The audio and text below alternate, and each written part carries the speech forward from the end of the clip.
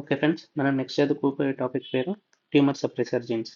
Tumour suppressor jeans.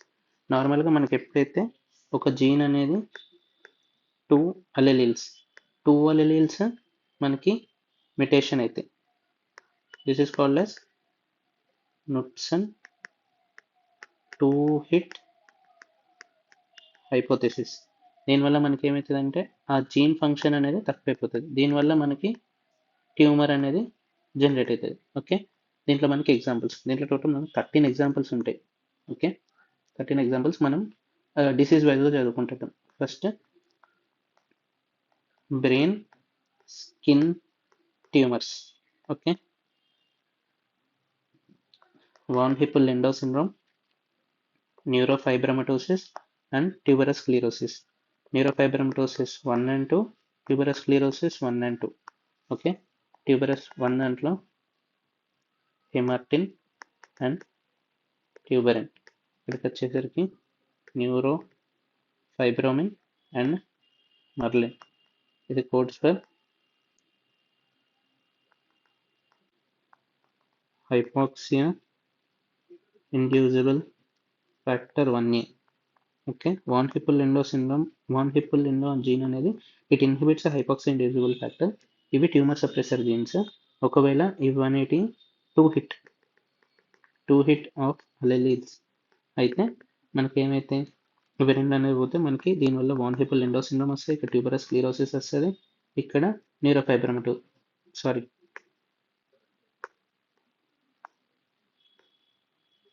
ఇక్కడ మనకి neurofibromatosis వస్తుంది, ఇక్కడ ట్యూబరస్ స్క్లీరోసిస్ వస్తుంది.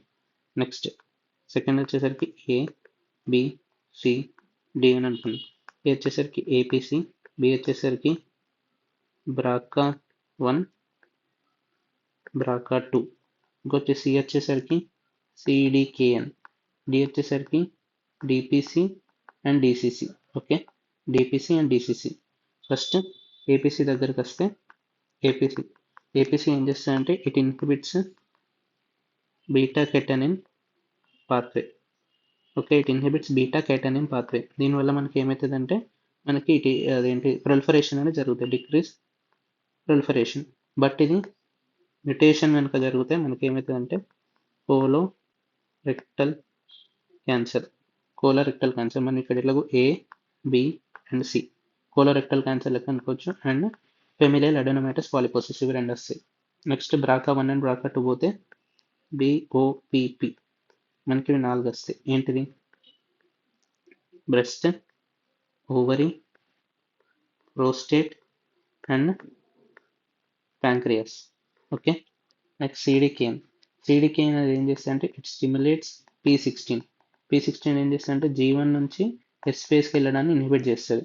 ఓకే, సో దేర్ ఫోర్ మనకి ఇది దేని నుంచి ప్రొటెక్ట్ చేస్తుంది? Lung cancer, melanoma and pancreatic cancer. ఇవి 3 మనం గుర్తుపెట్టుకోవాలి, lung cancer, melanoma and pancreatic cancer. ఇక్కడ డిపిసి అండ్ డిసిసి అనేసరికి డిసిసి అండ్ డిపిసి. ఇక్కడ సిఎన్ చూస్తే కోలోరెక్టల్ క్యాన్సర్. డిపిసి అంటే కోలోరెక్టల్ క్యాన్సర్ అండ్ పి వచ్చేసరికి pancreatic cancer. Okay, pancreatic cancer and colorectal cancer and ఇవి. సో ఇవి మ్యుటేషన్ అయితే మనకి కోలోరెక్టల్ క్యాన్సర్ వస్తాయి, ఇది మ్యుటేషన్ అయితే colorectal cancer and pancreatic cancer రెండు వస్తాయి. సో ఏబిసిడి తోటి మనం ఇదంతా గుర్తుపెట్టుకోవచ్చు. Next followed by all ones. Okay, WT1, RB1 and MEN1. Okay, it's code for transcription factor needed for urogenital development. So transcription factor needed for urogenital development. దీనివల్ల మనకి ఏమవుతుందంటే ఒకవేళ ఇది ఫెయిల్ అయిపోతే, ఇది మ్యుటేషన్ అయితే మనకి Wilms tumour or nephroblastoma. Next RB1 retinoblastoma gene వల్ల మనకి ఇది పోతే ఏమవుతుందంటే it inhibits elongation factor 2 normally. But ఇది కనుక మనకి మ్యుటేషన్ అయితే మనకి రెటినోబ్లాస్టోమా అవుతుంది along with osteosarcoma. Okay, retinoblastoma and osteosarcoma, these are most important. Next, menin. Menin వచ్చేసరికి it codes for protein called as menin.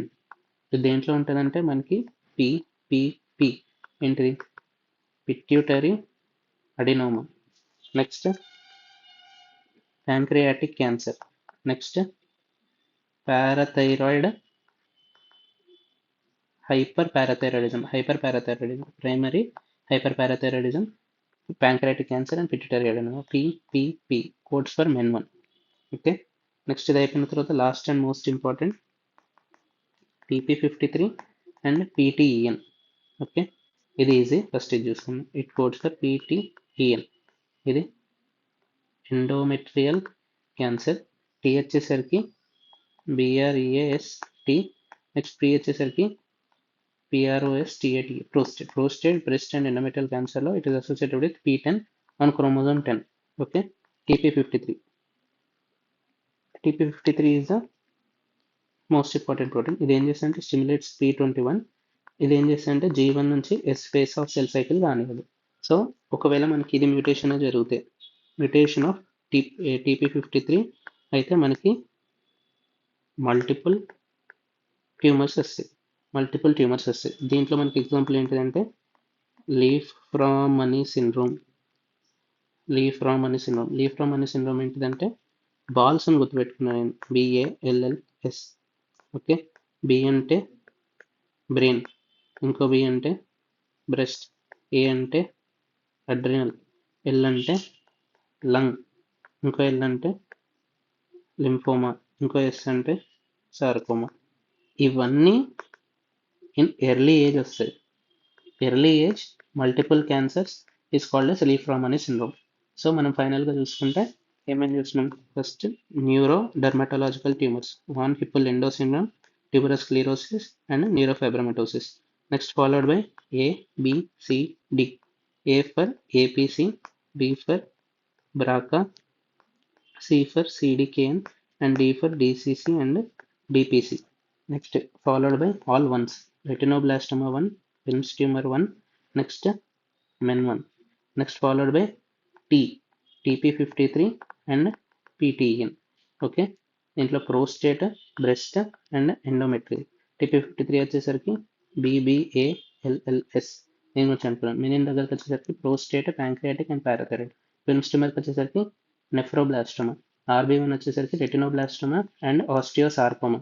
Next DCC వచ్చేసరికి colorectal cancer, DPC వచ్చేసరికి colorectal cancer plus pancreatic cancer, CDKN వచ్చేసరికి lung, pancreatic cancer and melanoma.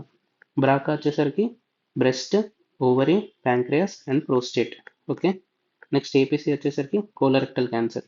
న్యూరోఫైబ్రమటోసిస్ వచ్చేసరికి 1 and 2, tuberous sclerosis 1 and 2, van హిప్పుల్ ఎండోమా వచ్చేసరికి hypoxia ఇండిజిబుల్ factor 1A ని inhibit చేయకపోవడం వల్ల వస్తుంది. And next G1 to S phase ని ఇన్హిబిట్ చేసేది ఏంటిది? G1 to S phase ని ఇన్హిబిట్ చేసేది RB1, TP53 and CDKN2A. RB1 ఏం చేస్తాడంటే inhibits elongation factor number 2, TP53 ఏం చేస్తాడంటే స్టిమ్యులేట్స్ P21, CDKN ఏం చేస్తాడంటే స్టిమ్యులేట్స్ P16. ఓకే, అట్లా ఇవన్నీ కలిసి ఇట్ ఇన్హిబిట్స్ G1 నుంచి S phase ఆఫ్ సెల్ సైకిల్ని ఇన్హిబిట్ చేస్తుంది. ఇవన్నీ మ్యూటేషన్ అయితే మనకి ఇంక్రీస్ ప్రొలిఫరేషన్ G1 నుండి S phase కి వెళ్ళిపోతుంది. So this causes tumor genesis. Thank you for your patience listening.